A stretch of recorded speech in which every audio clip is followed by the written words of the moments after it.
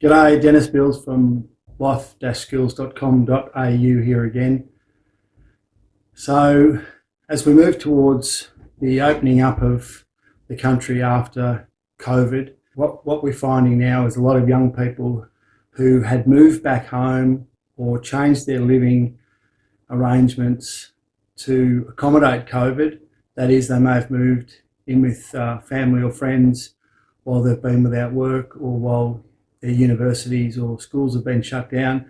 A lot of young people are now thinking about moving out into independence again. And this happens constantly and will always be happening.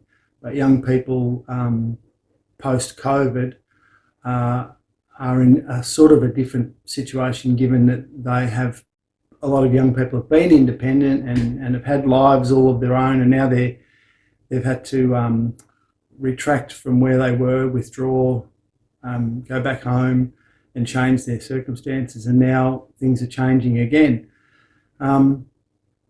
This is the reason it's taken me so long to get to this point in time is because I'm actually rewriting chapters of my upcoming book, Lessons in Life, a transition guide for young adults, as I go along. And this particular chapter on accommodation is pretty complicated. There's a lot of facets involved with moving towards independence in regard to accommodation. And so I've tried to make sure I've got everything up to speed and all my facts are correct.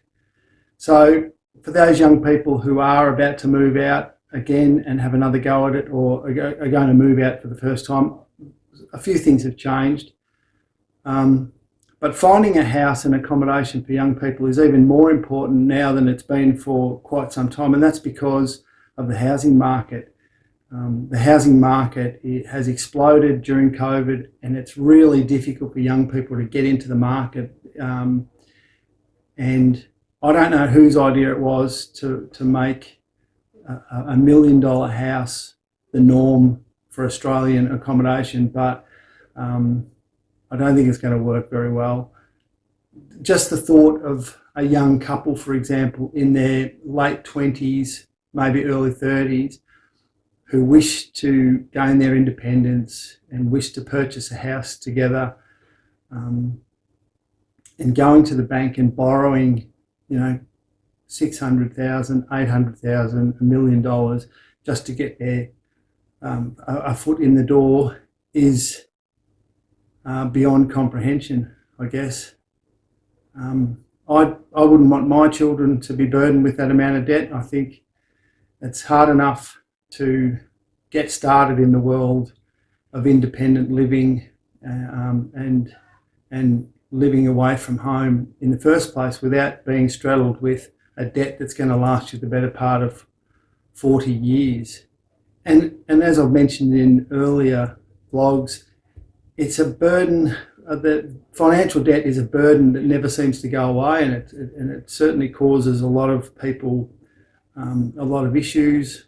And I don't think I would do it in this current market. And given that our young people are also more likely to be earning lower wages than average, it's almost beyond the reach of most young people now to actually buy a home. And I also know lots of young people in their 20s and 30s that have pretty much given up on the idea. But anyway, for those of you who are about to take the plunge and move out into a shared house arrangement again with friends, a lot of young people have grown up together and always said that they'd get a house together when the opportunity arose. And now it looks like that opportunity might be available to them again. So I guess the first question I'd like to ask you is, how well do you really know the people that you're about to move in with? I mean, socially, you probably know each other as well as anyone, but when it comes to living together on a full-time basis, things can sometimes end up being quite different than to what you imagined. So the girl or guy that you always thought would be lots of fun to share a house with might also be a bit different in a more of a home-based environment, because this happens because A lot of your previous interactions with that particular person might have come about during periods of what I like to call play, either whether you're at school together or when you were playing sport together or when you met socially on weekends. So what you need to understand, I think it's really important for you to understand that sometimes the guy or girl that was the funniest and most vibrant person in your group will also experience downtimes in their lives where they won't be as funny or as energetic as they may have been in the social situations that you're used to being in contact with them in. So while I'm definitely not suggesting for a moment that you shouldn't move in together, just be aware that it's not always going to be plain sailing. And like any relationship, whether they're just good friends or whether you're actually in a relationship, there's going to be a honeymoon period. There's going to be a period of time where there's a lot of goodwill and you're prepared to overlook some of the tiny things that go on in mistakes that people make in day-to-day life. But that may not continue. So there's always going to be good times and there's going to be lots of fun, but it's really important for you to keep an open mind when you make this transition.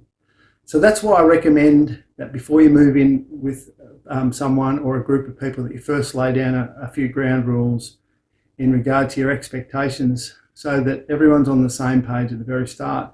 So a good starting point would be to first find a rental property that's appropriate. And that means making a list of all the available rental properties in your area. And the best place to start for this is to get a fair indication of what's available is your local paper, your local real estate agents, realestate.com, domain.com.au. So if for example, if there are three of you that are going to share the home, then it makes sense that you're going to search for a 3-bedroom house at least, because you won't really want to be sharing a room with someone unless they're your partner, especially over the longer term. But these are also the types of issues that you should have discussed between the potential housemates before you begin your search rather than after. You also need to consider in advance how much rent you can afford collectively as well as and individually, as well as the locations that, the suburbs that you would deem most suitable. Because in a perfect world, your new home would be central to all your workplaces or places of study. But just be aware that things rarely turn out that way. You might also need to consider the proximity of your rental property to public transport or Macca's or whatever it is that you're into. It might be a sporting facility. So it's going to the position of the house, the suburbs may depend on your needs in regard to a variety of things. If by chance though that you do need to change housemates partway through a rental agreement, you should be aware that there's a variety of ways for you to advertise a vacancy in a home. So if one of the housemates that you've shifted in with wants to move out, doesn't mean you have to give up on the accommodation, because you might have something that's working very well. So there are ways you can advertise to get someone and basically interview them, and you can spread the word that you've got a spare room via word of mouth, newspaper ads, online, TAFE, or university notice boards, or your workplace. Now, going back to when you first shift in, you might have already began to gather all the bits and pieces that you need to move into a home. If you haven't, in my upcoming book, there's a list of basic essentials that I recommend for setting up a new rental on pages 4 to 6. So that, hopefully you'll get access to that pretty quickly, but it was in my original Home Leaver Survival Guide, but I've also made a few changes and updated it and made it more appropriate to this current era. It also makes sense for your group to set yourselves a series of guidelines for what you're prepared to pay, and then begin putting together another list of all the particular functions that you'd like your rental property to have. But I've also written a list that'll be in the book to get you started. For example, how much can you afford? And don't forget to allow for paying a bond that usually consists of around 4 to 6 weeks rent, depending on the rental property. You need to nominate how many bedrooms you want, how many toilets and showers, whether you need a bath, whether you want the house to have a dishwasher, what sort of heating and cooling, whether you want the heating to be central or you localise, that is, you have a heater in each of the rooms, how many car parks, are you going to need a permit for street parking, do you want yard space, are you going to have pets, do you need an undercover area, are you going to be expected to maintain the garden, are there any other general maintenance expectations, and how much time each month is going to be required for you to maintain the property. Then there's the proximity to work, school, shops, public transport. Can you cope with traffic noise if you're on a busy thoroughfare? You need to find out whether animals are permitted. That's usually in reference to a cat or a dog. But in saying that, don't forget that caring for a pet is a pretty serious responsibility that requires a daily commitment.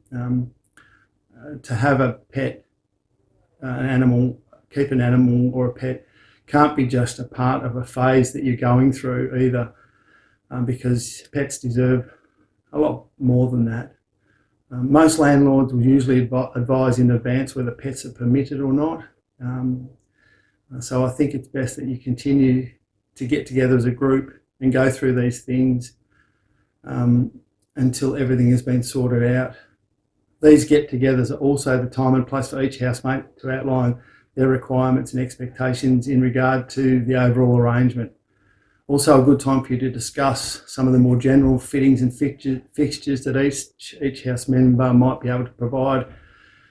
And then once that's all been done, then all you need to do is find a house that best suits your overall requirements and then get along to an open inspection before submitting an application. So there's a fair bit to go through, and while I'm not trying to scare you off doing so, I think you need to go in with the understanding that it's a little bit more complicated than just getting a house, moving in together, and everything happens just like on Friends or something like that. It's not that simple. Real estate agents are the people that manage most rental properties. They are also the best people to talk to in regard to rentals in your local area. Most real estate agents also list their available rental properties on their own websites as well as on realestate.com.au or domain.com.au. But you need to be aware that you might find that you can only inspect certain rental properties during their advertised inspection times, which will often be on the weekends. And if you do find a house that meets most of your criteria, your next step will be to fill out an application, which you should be able to get from the real estate agent during the inspection. You also need to make sure that you understand all the conditions of the contract and be confident that you can fulfill those conditions.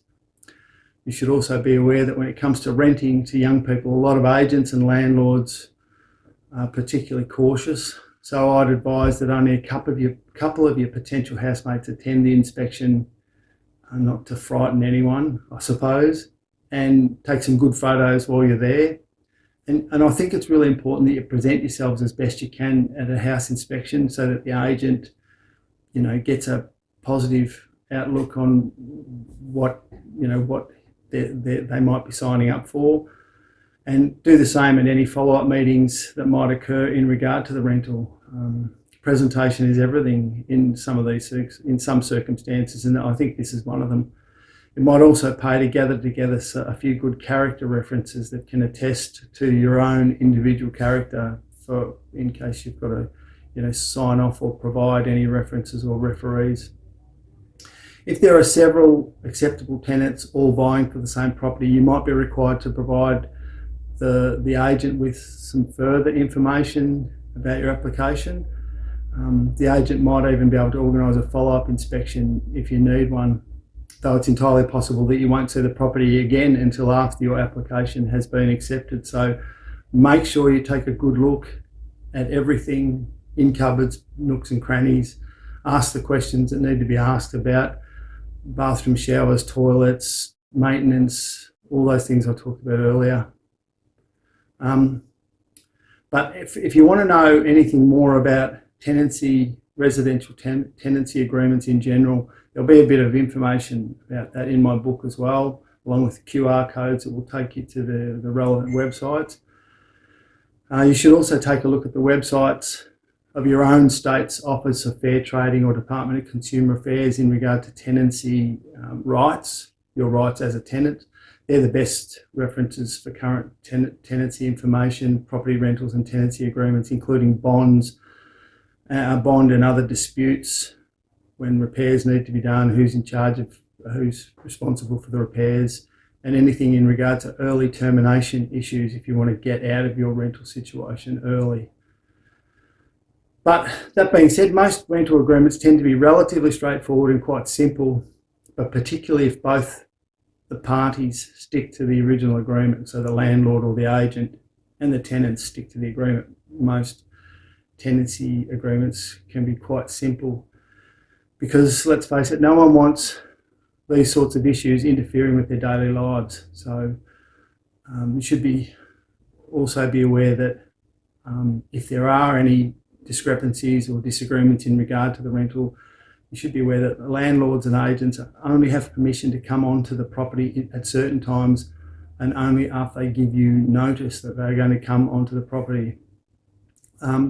But for more specifics in regard to your particular state and the laws surrounding tenancy, I'll post a link under this video. In most states, you can sign a tenancy agreement even if you're under 18. Once you've read the terms and conditions of the contract, you should also ensure that the names of all your housemates are on the agreement. This spreads the load of responsibility and prevents any one person in your group having to take sole responsibility if something goes wrong. So make sure that you don't get burdened with any issues pertaining to your co-tenants if something goes wrong because your name is the only one on the tenancy agreement. Most tenancy agreements are for 1 year, but if you need to end your tenancy early, you could be liable for paying rent right up to the end of your agreement. That is, unless a new tenant is found beforehand. Ending a tenancy agreement early is called breaking your lease. And if you wish to break your lease, you also need to inform the landlord or the agent in writing. Some agreements allow a landlord to increase your rent during the term of the agreement. But you definitely don't want this clause in any tenancy agreement you sign. You want a fixed term agreement with a fixed price. It's usually expected for you to pay at least your first month's rent in advance along with your bond. So it means you need to have a few dollars up your sleeve before you walk into any agreement. And these things will need to be paid before you move in. But all these details should also be included in your rental agreement. Every time you pay rent as a collective, you should also receive a receipt from your agent showing the amount you paid, the date it was paid, and the week or fortnight or month that the payment covers you for. Just be aware that tenants are mostly looked after quite well by the law, but especially those people who pay their rent on time and keep their property in good order. I think this is the cornerstone of a good tenancy arrangement. The key, though, is mostly to pay your rent on time every time. That takes the spotlight off you. Nowadays, most people pay their rents electronically, often using some sort of rental card arrangement or via internet banking. But in regard to bonds, that is the amount of money that you put up front to cover any potential issues if you do fall short on rent or if you do cause any damage. A bond is basically a security against that. And so not paying rent or any damage you might do to the property. The normal amount of a bond is usually the equivalent to 1 month's rent. The agent organises your bond payment on behalf of the landlord, but the landlord doesn't get to hold your bond, so they don't get that money. Instead, the bonds are held by an independent government agency that manages bonds for residential tenancies. And that bond will be held to the end of your agreement. Depending on whether or not you leave the house in an acceptable condition when your agreement is finished, some or all of your bond might be retained at the end of your tenancy to pay for any repairs or damages that may have occurred during your tenancy. That's why when you sign a rental agreement, you also receive a document and possibly some photos of the property from your agent to show the condition of the rental property before you moved in. This document is known as a condition report. So you should read this report carefully to ensure that the property is in the condition that the landlord or agent claims that it is. You're also given the opportunity by the agent to question the agent or landlord's interpretation of the condition of the property by listing any new defects that you might uncover, and you then submit these to the landlord or agent on a duplicate of the condition report provided to you by the agent. By updating the condition report, you also ensure that you won't be held responsible at the end of your lease for any of the pre-existing damage to the property. You should also take photos of the property when you first take possession, as many as you can. A video is even better. You should then save these photos or videos on your computer or on a hard drive or in the cloud so that if required, you can retrieve them and present them at the end of to the agent at the end of the lease to prove that the damage that they might be saying you were responsible for was already present when you moved in. The agent may well do the same thing on behalf of the landlord. They also have the right to take more photos during the tenancy, during your monthly or quarterly inspections, as evidence to show evidence of how the house is being cared for or whether it's not being cared for. Another thing is, don't forget to drop off all the copies of your house keys at the end of your lease, because that's a pretty vital thing to happen when the lease is over. Make sure that everything goes back to normal and all your keys are handed over.